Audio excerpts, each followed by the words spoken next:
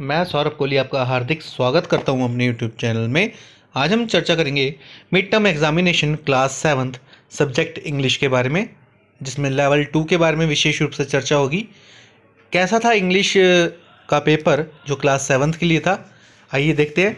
इसमें हम questions plus answers दोनों की चर्चा करेंगे। जो टाइम अलाउड था वो था 2.5 घंटे, 2.30 आवर्स, यानी कि 2.5 घंटे का समय था। मैक्सिमम मार्क्स थे 60।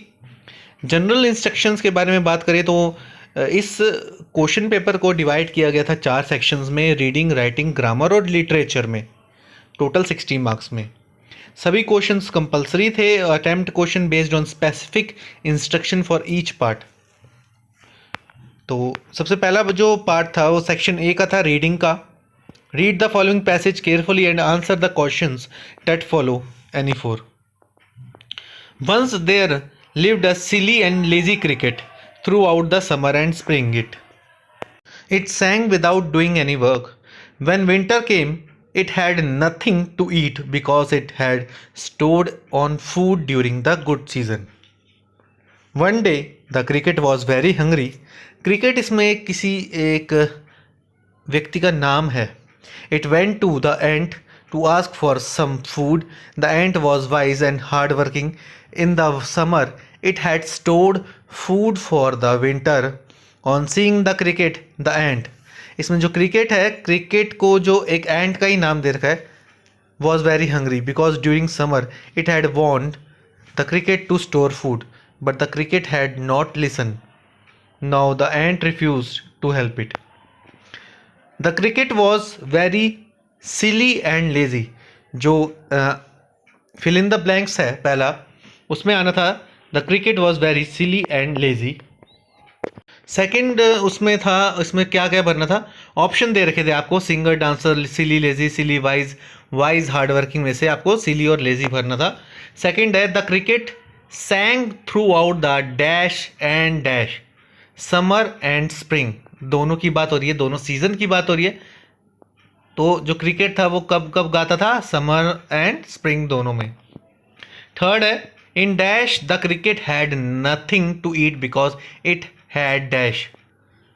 इन विंटर, विंटर आएगा, the cricket had nothing to eat because it had stored no food, क्योंकि उसने कुछ फूड जमा ही नहीं किया था तो वो खाएगा क्या। फोर्थ था the ant was very wise and hard working. जो एक चींटी होती है वो एक अच्छी और हार्ड वर्किंग होती है, ये हमें पता है। फिफ्थ था the cricket went to the ant to ask for some food. Cricket किसके पास गया था, एंट के पास गया था। किस लिए गया था, फूड के लिए गया था। सेकेंड पैसेज की बात करें, read the following passage carefully and answer the question that follow. We know enough about what sleep is, though we don't know what exactly causes sleep. Sleep is a state of rest and unconsciousness rest. When we sleep, our body recovers from fatigue and tiredness caused by the day activities. After a good sleep and rest that it gives, we become alert and active again, ready for the normal activities of the day. ये जो passage है नींद के बारे में passage है। नींद क्या है, नींद आपके एक तरह से रेस्ट है। जब आप पूरे दिन की थकान पूरी कर लेते हैं तो वो नींद पूरी करने के बाद आपको जो वो पूरी दिन की थकान होती है वो दोबारा उतर जाती है जब आपकी नींद प्रॉपर ढंग से पूरी हो जाती है। Several thing happens to our body while we are sleeping, our heart beat becomes lower and blood pressure go down. When we are fully awake out, heart beat and breathing becomes normal. जब हम सो रहे होते हैं, जो heart beat होती है वो भी स्लो हो जाती है और ब्लड प्रेशर होता है वो भी नीचे को रहता है। और जब हम पूरी तरीके से जाग जाते हैं तो हार्ट बीट और ब्रीथिंग दोनों नॉर्मल हो जाती है। तो इसी से रिलेटेड हम कुछ क्वेश्चंस पढ़ेंगे। Which statement is true. पहली स्टेटमेंट है sleep is a state of conscious rest, sleep is a state of unconscious rest. तो इसका उत्तर है यानी कि आंसर ओनली बी।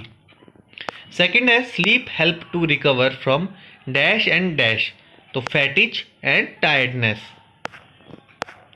थर्ड है after a good sleep we come dash and dash again, alert हो जाते हैं हम अच्छी स्लीप के बाद और एक्टिव हो जाते हैं। फोर्थ है while sleeping our dash and dash goes down, heart beat and आपका क्या हो जाता है, ब्लड प्रेशर वो डाउन हो जाता है। Heart beat and blood pressure पे आप करेंगे आंसर ए पे।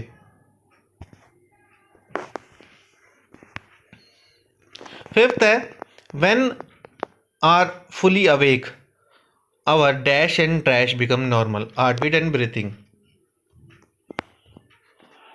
अब हम बात करें सेक्शन बी की। तो सेक्शन बी राइटिंग में write a paragraph on any of the following topics. आपके सामने दे रखा है वैल्यू ऑफ ट्रीज और माई मदर। तो वैल्यू ऑफ ट्रीज पे आप बहुत सारी चीज़ें बता सकते हैं।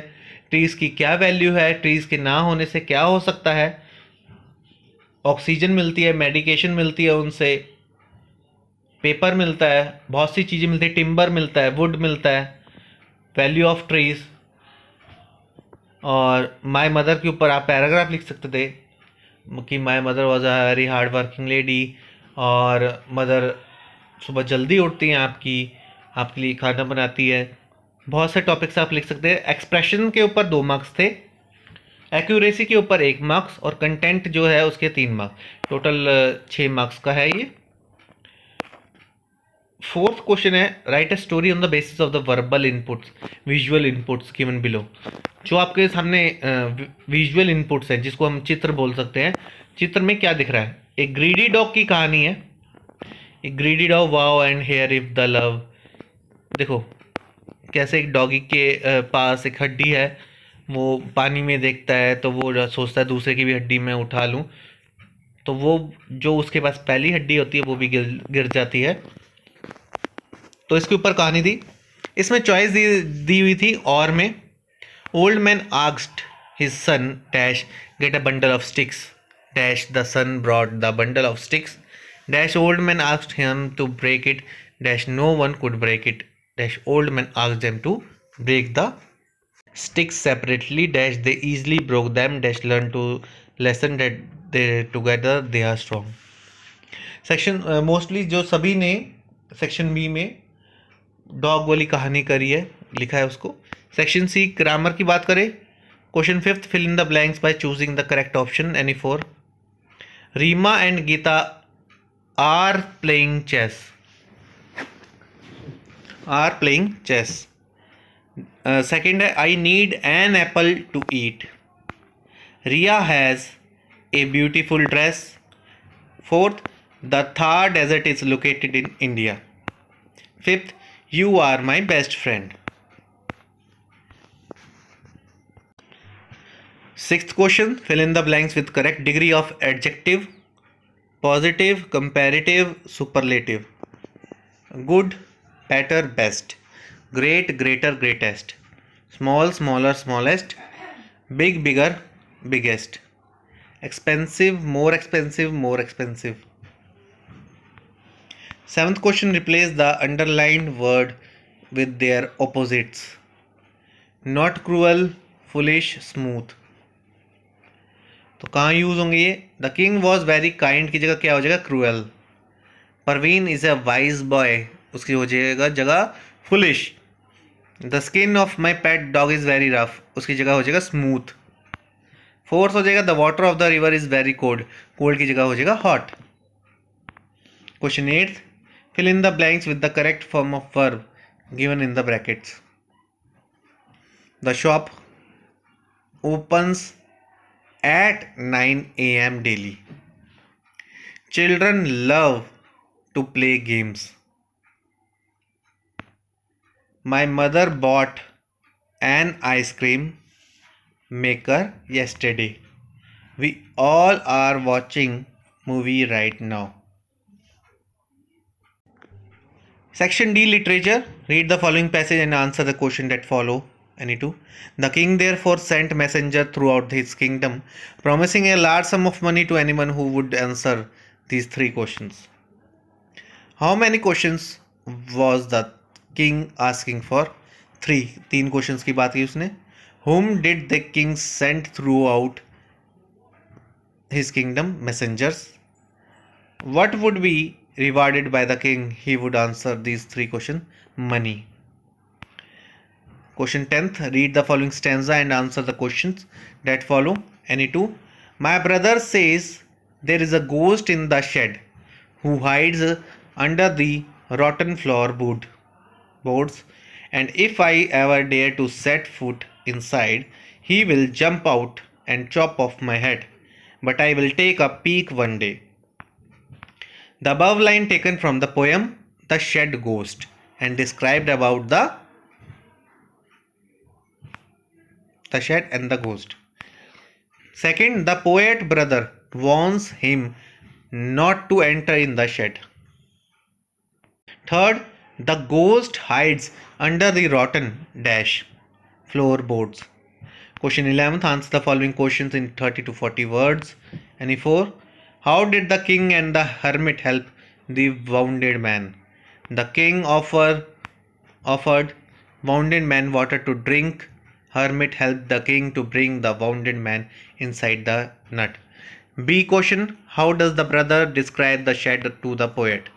There is a shed at the bottom of a garden, spider web at the door. C. Why was the king advised to go to the magicians?